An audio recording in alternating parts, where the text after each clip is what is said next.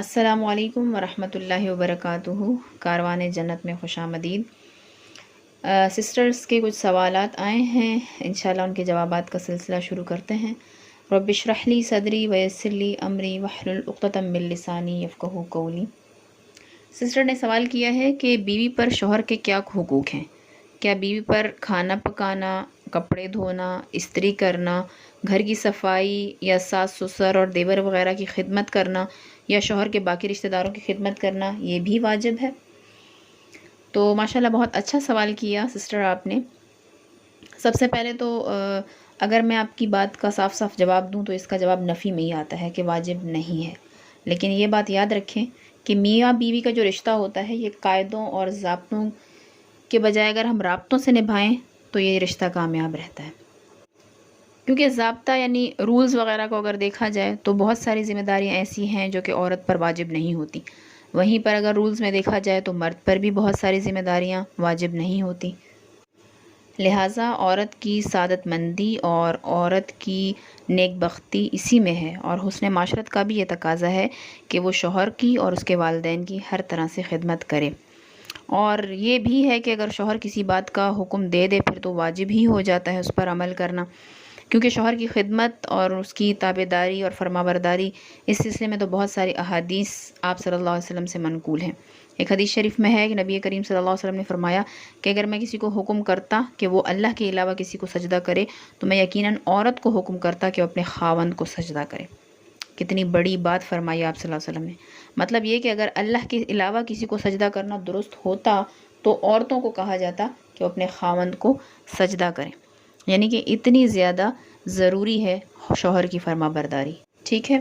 اور دوسری طرف شوہر کو بھی کہا گیا ہے، حکم دیا گیا ہے روایت میں کہ تم میں سے بہترین شخص وہ ہے جو اپنے اہل یعنی بیوی بچوں پر بہترین ہو، یعنی ان کے حق میں بہترین ہو۔ تو اس مسئلے میں پھر اعتدال کرنا چاہیے، ٹھیک ہے۔ اعتدال کا مطلب ہوتا ہے درمیان والا راستہ۔ تو اس میں یہ ہے کہ نہ تو ایسا ہو کہ ساری کی ساری ذمہ داری بیوی پر ہی ڈال دی جائیں کہ بس جو کرے وہی کرے، اور نہ ایسا ہو کہ بیوی بالکل ایک طرف ہو جائے کہ میں نے کسی کی خدمت نہیں کرنی۔ رسول اللہ صلی اللہ علیہ وسلم نے جب حضرت علی اور حضرت فاطمہ رضی اللہ عنہ کے نکاح ہوا تو اس کے بعد کام کی تقسیم کی، وہ اس طرح کہ باہر کے کام کی ذمہ داریاں حضرت علی رضی اللہ عنہ پر ڈال دیں، اور گھریلو جو کام تھے ان کی ذمہ داریاں آپ نے حضرت فاطمہ رضی اللہ عنہ کے سپرد کر دیں۔ تو جب سرکار دو عالم صلی اللہ علیہ وسلم کی صاحبزادی حضرت فاطمہ وہ اس ذمہ داری سے نہیں نکل سکتی تو پھر دوسری خواتین کیوں اس سے مستثنیٰ ہو سکتی ہیں؟ امید ہے سسٹر کہ آپ کے سوال کا جواب آپ کو مل گیا ہوگا۔ اللہ تعالیٰ آپ کے علم میں مزید اضافہ فرمائے۔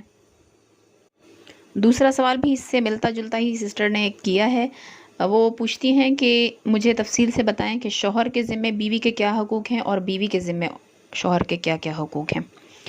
تو دیکھیں، سب سے پہلے تو شوہر کے ذمے جو بیوی کے حقوق ہیں وہ میں آپ کو بتا دوں ترتیب کے ساتھ۔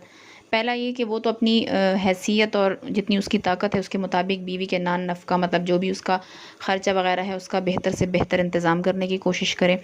دوسرا کہ وہ اس کو اپنے گھر کی کوئی نوکرانی وغیرہ نہ سمجھے بلکہ اپنی شریک حیات سمجھے۔ تیسرا یہ کہ بغیر ضرورت کے اس پر سختی کرنا یا ڈانٹ ٹپٹ وغیرہ کرنا اس طرح کا معاملہ نہ کرے۔ چوتھا یہ کہ اگر کبھی بیوی کی طرف سے کوئی اس طرح خلاف مزاج یا خلاف طبیعت کوئی امر پیش آ بھی جائے تو وہ جتنا ہو سکے صبر سے کام لیں۔ پانچواں یہ کہ اس کو اپنے مطلب دینی احکام یا دینی مسائل یا آداب وغیرہ سکھاتا رہے، شریعت وغیرہ میں جس طرح خاص طور پر پردہ، تو اس طرح کے اہتمام کرانے کی اس کو تاکید کرتا رہے۔ چھٹا یہ کہ بیوی کو جہاں جہاں مطلب موقع ہو، سہولت ہو، اس کے ماں باپ یا اس کے دوسرے جو محرم رشتہ دار ہیں ان سے ملاقات کرنے کی اجازت دیا کرے۔ ساتواں یہ کہ اس کو مارا پیٹا نہ کرے۔ اگر کبھی بہت زیادہ ضرورت پڑ بھی جائے مارنے کی تو لکڑی وغیرہ یا ڈنڈے کا استعمال نہ کرے، ہاتھ سے ہی مارے، اور سر ہو گیا یا اس طرح کے جو اہم اعضاء ہیں ان پر نہ مارے۔ تو یہ تھے شوہر کے ذمے جو حقوق۔ اب بیوی کے ذمے جو حقوق ہیں اس میں بالترتیب میں آپ کو بتاؤں کہ پہلا کہ ہر جائز کام میں وہ اپنے شوہر کی اطاعت کرے، اس کی ادب کرے، اس کی خدمت کرے، اس کی دلجوئی کرے، اس کی رضا جوئی کرے، ٹھیک ہے، یعنی جس چیز میں اس کی مرضی شامل ہے وہی کرے۔ دوسرا یہ کہ کبھی بھی اپنے شوہر کے ساتھ کوئی بھی بے ادبی یا کوئی بھی گستاخی والا معاملہ نہ کرے۔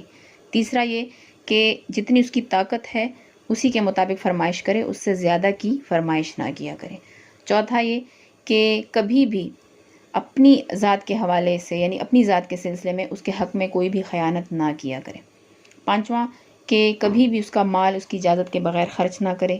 چھٹا یہ کہ شوہر کی رعایت میں یعنی اس کی وجہ سے ہی اس کے ماں باپ اور اس کی بہنوں کے ساتھ اچھے سلوک والا معاملہ کرے۔